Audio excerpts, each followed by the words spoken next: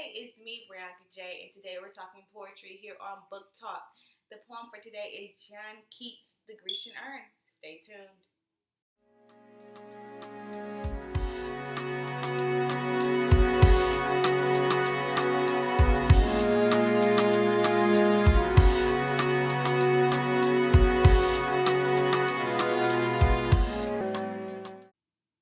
The Grecian Urn by John Keats was originally published in 1819, and it is the exploration of art and its immortal ability, which makes it the most ultimate truth and the ultimate beauty. So, to begin, I'm going to start off by reading the 40-line poem to you.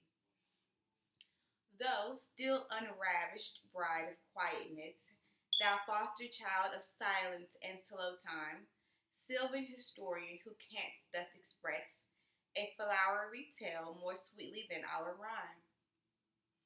What leaf-fringed legend haunts about thy shape, of deities or mortals or of both, in Temp or the dales of Arcady? What men or gods are these? What maidens loth? What mad pursuit? What struggle to escape? What pipes and trembles? What wild ecstasy? Heard melodies are sweet, but those unheard are sweeter. Therefore, ye soft pipes, play on, not the sensual ear, but more endeared. Pipe to the spirit ditties of no tone. Fair youth beneath the trees, thou canst not leave thy song, nor ever can thou trees be bare. Bold lover, never, never canst thou kiss, thou winning near the goal yet, do not grieve. She cannot fade, though thou hast not thy bliss, forever wilt thou love, and she be fair. Ah, happy, happy boughs that cannot shed your leaves nor ever bid the spring adieu. And happy melodists unwearied, forever piping songs forever new. More happy love, more happy, happy love, forever warm and still to be enjoyed, forever painting and forever young, all breathing human passion from far above, that leaves the heart high sorrowful and cloyed, a burning forehead and a parching tongue. Who are these coming to the sacrifice? To what green altar, O mysterious priest? Least thou that heifer lowing at the skies, and all her silken flanks with garland dressed? What little town by a river or seashore, or a mountain built with peaceful citadel, is emptied of this folk, this pious morn, and little town, thy streets forever more will silent be, and not a soul to tell why thou art so desolate and can never return. O Attic shape, fair attitude, with breed of marble men and maidens overwrought, with forest branches in the trodden weave, thou silent form, death teasest out of thought, as doth eternity. Cold pastoral, when old age shall this generation waste, thou shalt remain, in midst of other woe than ours, a friend to man, to whom thou sayest, beauty is truth, truth brewed beauty, that is all ye know on earth, and all you need to know. Okay, so that is John Keats' The Grecian Urn. The poem is almost perfect iambic pentameter. It is 5 stanzas, 10 lines with a 2-part rhyme scheme. So the first 7 lines follow a very specific part, and the 3 other lines have a new rhyme scheme.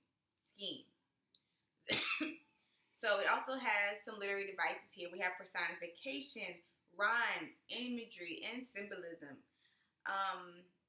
It also has some major themes. One of the most major themes to think about is the idea that beauty is immortalized in art.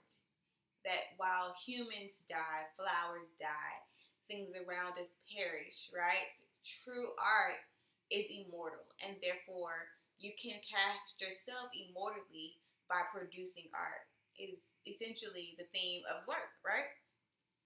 So, looking at it from the very first stanza one is all about personification.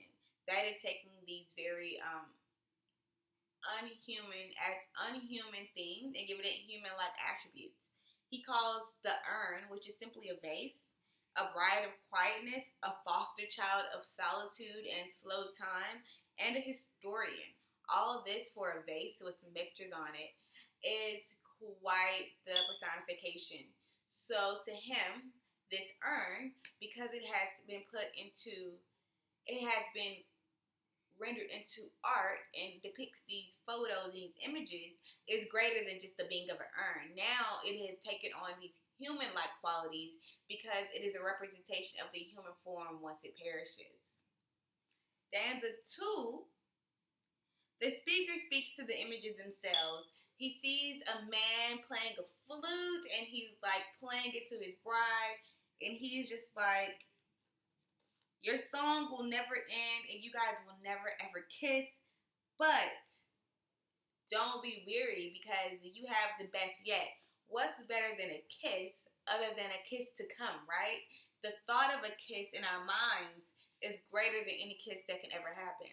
So he's like, hey, though you will never ever have this moment, you are casting into eternity and you are at the brink and the edge of the greatest ecstasy, which is even greater than actually having it.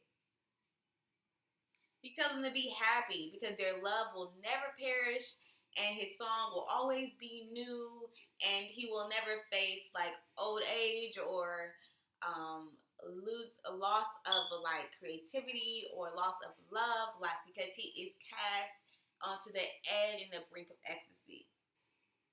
He says it's unlike mortal love that lapses into breathing human passion, right? So similarly, like how we fall in love and then we're breaking up and we meet someone else and then it's like this thing and it's ebb and flow. He's like, you won't ebb and flow because you're casted and you're eternally stuck in heights of passion for the one person, right?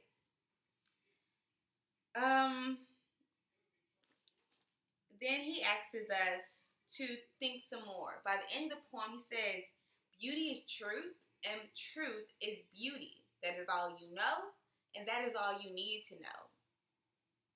What does that even mean? To me, he's saying the real beauty of life is truth, right? Truth, just like art, can never perish. Truth doesn't change. The truth is the truth is the truth. 20 years from now, it's going to be the truth, right? He said that because it is unwavering and so solid, that is the most beautiful thing on earth. And everything else that we think is beauty isn't really beauty. Like, I can't be beautiful because I'm going to get old. This plant can't be beautiful because it's going to eventually die one day, right? That figure over there can't be beautiful because one day it'll break. So he's like, these things, these material things that we like to think of as beauty, is not beautiful because it will eventually perish. The only thing that cannot perish away from us is the truth. And that's why truth is all we need to focus on and all we need to consider. That's it. That's all I have for you. I want you guys to look at the annotations that I have listed right after this. And then I want you to, in the comment box, answer a few questions for me. 1, how can art overcome death? If we're all meant to die, how can art help us solidify a future for ourselves? The second question I have is, are we in control of our own fate? Does Keats believe humans are in control? From what he's written, would he say that we have free will or that we are internally destined by nature? Leave your answers at the end, at the comment box below this video, and then go ahead and let me know what you think. Leave me a thumbs up if you love it, and I'll see you in our classroom. Bye-bye.